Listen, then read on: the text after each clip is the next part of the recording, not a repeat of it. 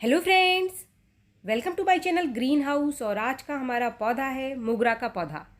मोगरा के पौधे में आजकल इस समय गर्मियों के टाइम काफ़ी अच्छी फ्लावरिंग होती है। अगर आपके पौधे को अच्छा न्यूट्रिशन मिल रहा है तो आपका मोगरा का पौधा बहुत अच्छे फूल देगा और आपका जो पूरा घर है वो मोगरा के फूलों की खुशबू से महक उठेगा। लेकिन अगर आपके मोगरा के पौधे में एक फ्लावरिंग आने के बाद दूसरी फ्लावरिंग नहीं आ रही है, फ्लावरिंग रुक गई है, या फिर आपके मोगरा के पौधे में शुरू से ही फ्लावरिंग नहीं हो रही है, आज की इस वीडियो में मैं आपको पूरी जानकारी देने वाली हूँ कि आपको अगर आपके मोगरा के पौधे पर एक फ्लावरिंग के बाद फ्लावरिंग रुक चुकी है या फिर लंबे टाइम से कोई फ्लावरिंग नहीं हो रही है तो आपको क्या काम करना है और कौन सा फर्टिलाइज़र है जिसको देने से आपका जो मोगरा है वो अनगिनत फूलों से भर जाएगा।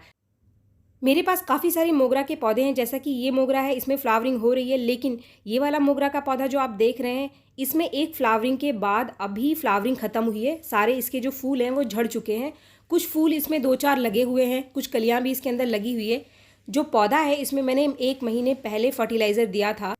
इस पौधे की जो पत्तियां हैं वो हल्की सी पीली पड़ गई हैं। सारी की सारी पत्तियां इसकी पीली पड़ती हुई दिखाई दे रही हैं। इसका मतलब इसके अंदर नाइट्रोजन की कमी बनी हुई है।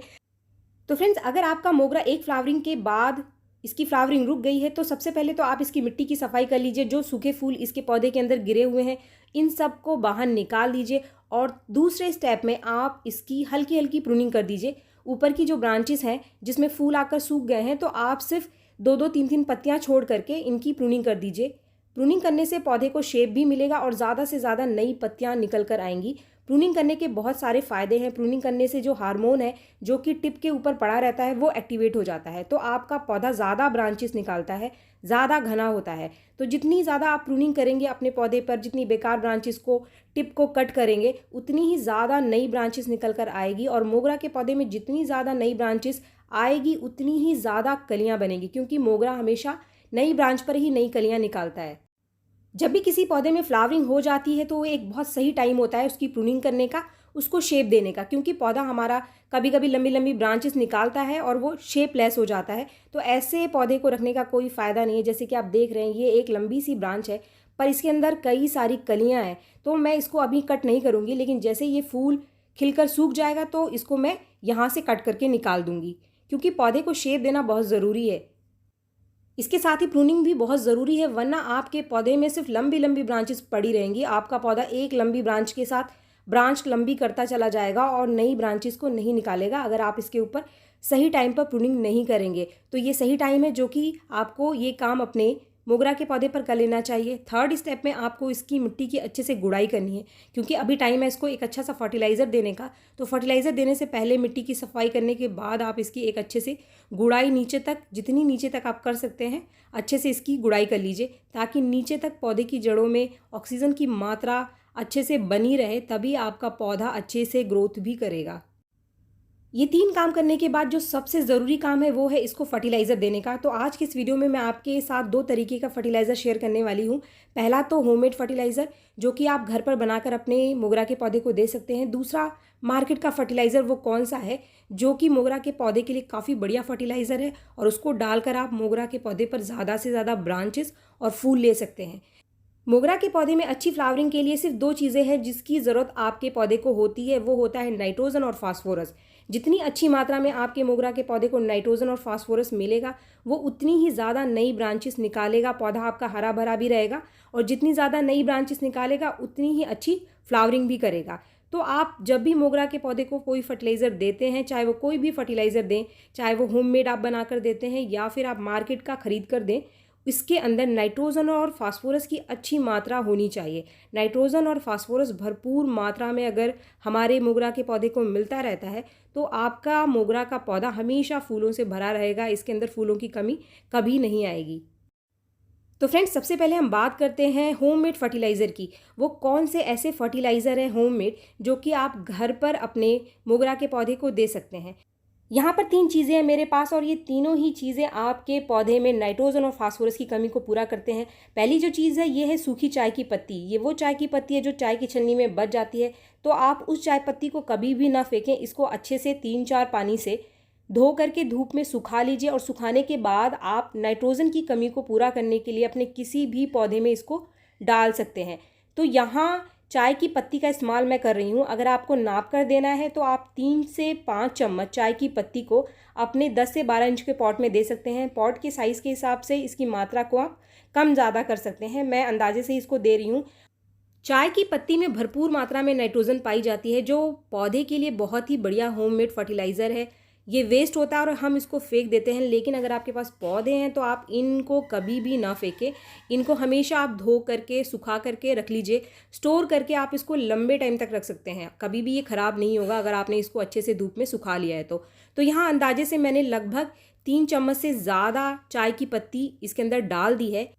तो यहाँ नाइट्रोजन हमने हमारे मोगरा के पौधे को दे दिया। अब टाइम है इसको फास्फोरस देने का। तो फास्फोरस की कमी को पूरा करने के लिए जो सबसे सस्ता और सबसे बढ़िया सोर्स है वो है अंडे का छिलका। अंडे का छिलका सबसे बढ़िया सोर्स है कैल्शियम का, लेकिन इसके अंदर फास्फोरस भी काफ़ी अच्छी मात्रा में पाई जाती है। घर पर पाए जाने वाले फ्री के चीज़ों में यानी फ्री के फर्टिलाइज़र में अंडे के छिलके में आपको सबसे अच्छी मात्रा फास्फोरस की मिल जाएगी।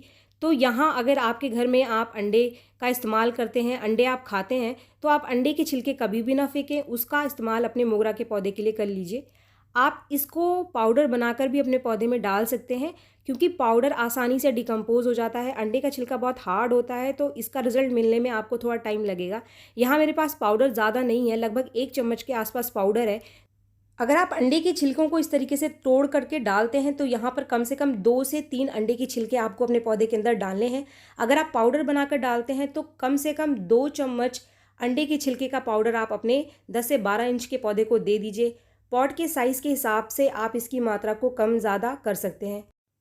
ये जो पाउडर है इसको भी आप लंबे टाइम तक स्टोर करके अपने पास रख सकते हैं। अगर आपने अंडे के छिलके को अच्छे से धूप में सुखाकर ये पाउडर बनाया है तो ये पाउडर ख़राब नहीं होता है, इसमें किसी भी तरीके का कोई फंगस भी नहीं लगता है। लेकिन जब भी आप अंडे के छिलके का इस्तेमाल करते हैं तो एक चीज़ का आप ध्यान ज़रूर रखें, अंडे के छिलकों को पहले आप धूप में ज़रूर सुखाएं।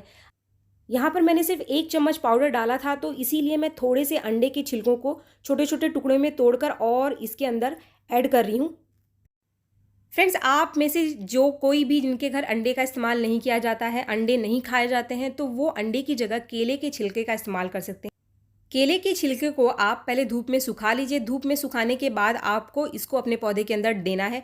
सीधे कच्चे केले के छिलके को आप कभी भी पौधे के अंदर ना डालें, उसका लिक्विड फर्टिलाइज़र बनाकर आप दे सकते हैं। लिक्विड फर्टिलाइज़र बनाकर उसको डाइल्यूट करके देने से आपके पौधे को कोई भी हार्म नहीं होगा और ना ही कोई फंगस लगेगा। इससे आपके पौधे में फास्फोरस की कमी पूरी हो जाएगी। फास्फोरस के साथ इसके अंदर नाइट्रोजन और पोटाशियम, तो आपको पता ही है कि केले के छिलके में पोटाशियम बहुत अच्छी मात्रा में होती है, तो फ्लावरिंग आपके पौधे में बहुत अच्छी होगी इसको डालने से। लेकिन अगर आप अंडे की छिलके डाल सकते हैं तो अंडे के छिलके अपने पौधे के अंदर ज़रूर डालें। अभी टाइम है एक ऐसी चीज़ डालने का जो कि ऑप्शनल है, अगर आप चाहें तो इसको डालें वरना ना डालें। और इन तीनों चीज़ों को डालने के बाद आप इसको मिट्टी से ढक दीजिए। इन चीज़ों को डालने के बाद अगर आपके पास कोई कंपोस्ट है, कोई भी कंपोस्ट, चाहे घर पे बना आपका किचन वेस्ट से कंपोस्ट है या फिर पत्तों की खाद है या फिर गोबर की खाद है या फिर आपके पास वर्मी कंपोस्ट है, तो वर्मी कंपोस्ट 150 से 200 ग्राम इसके अंदर डाल दीजिए। इससे आपके पौधे को भरपूर मात्रा में न्यूट्रिशन मिलेगा, कोई भी कमी आपके पौधे में नहीं होगी। ये ऑप्शनल है, अगर आपके पास घर में है तो आप ये इसको डालें, वरना ये जो चीज़ें मैंने आपके साथ शेयर की हैं, तीनों चीज़ें, इन तीनों चीज़ों को आप अपने पौधे की मिट्टी में डालने के बाद इसको मिट्टी से कवर कर दीजिए।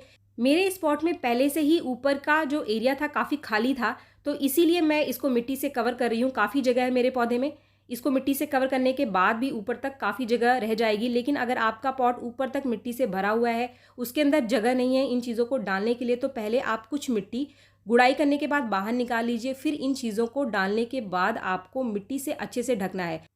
मिट्टी से ढकने से ये जो चीज़ें हमने हमारे पौधे के अंदर डाली हैं वो अच्छे से डिकम्पोज हो जाएंगी, और जितनी जल्दी ये डिकम्पोज होंगी, मिट्टी के अंदर घुलेंगी, उतना ही तेज़ी से रिजल्ट आपको आपके पौधे के ऊपर मिलेगा।